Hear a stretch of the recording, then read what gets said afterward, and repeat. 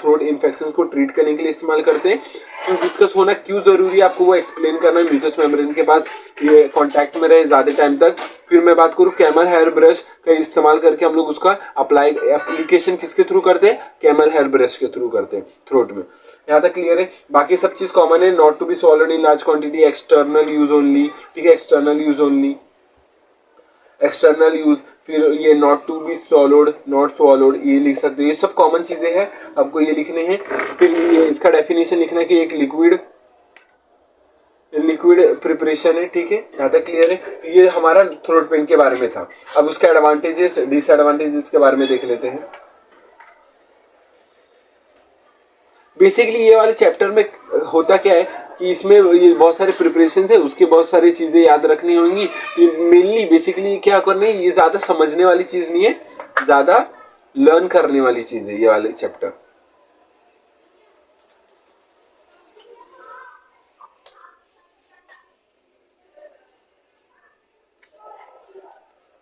ठीक है, advantages disadvantages clear हो गया।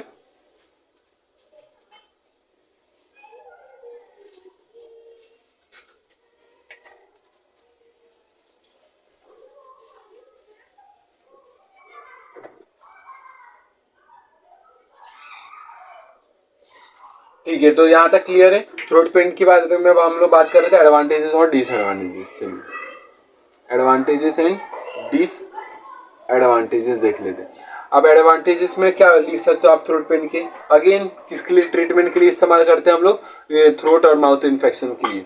तो ये लिख सकते हो, थ्रोट एंड माउथ इन्फेक्शंस को ट्रीट करने के लिए हम लोग इस्तेमाल करते हैं हमारे इसको, ये थ्रोट पेन को।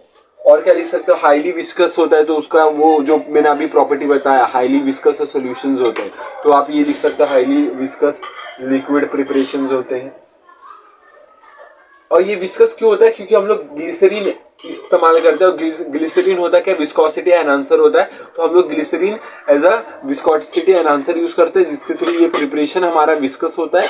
और ये विस्कस होने के कारण होता क्या है, हमारे म्यूकस मेम्ब्रेन के साथ ज्यादा कॉन्टैक्ट में होता है, ज्यादा कॉन्टैक्ट में रहेगा तो ट्रीटमेंट कर पाएगा वो चीजें, इसलिए विस्कस होना इसका नीड है, विस्कस होना इसका नीड है, जरूरत है। ठीक है, अब बात करें, अब होता क्या है, जो भी इन्फ्लेमेशन अगर प्रेजेंट है उसको ये रिड्यूस करने का काम करता है, जो भी इन्फ्लेमेशन है उसको कम करने का काम करता है।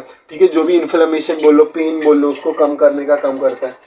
फिर और क्या बोल सकते हो, फास्ट एक्टिंग है, फास्ट एक्टिंग, तो जल्दी रिलीफ मिलता है, फास्ट एक्टिंग।